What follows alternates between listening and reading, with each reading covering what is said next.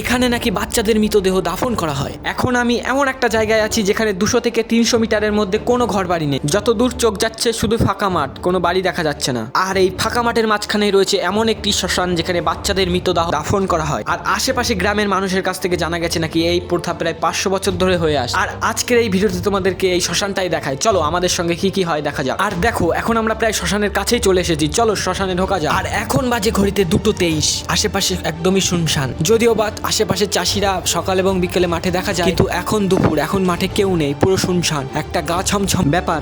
আর এখন আমরা রয়েছি একদম শ্মশানের মধ্যে, আর আমাদের সামনে রয়েছে একটা কালী মন্দির।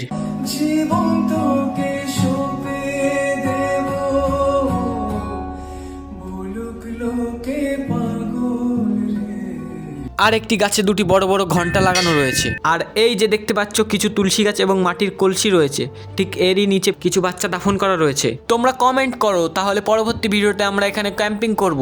চ্যানেলটিকে সাবস্ক্রাইব করে দিও। বাই।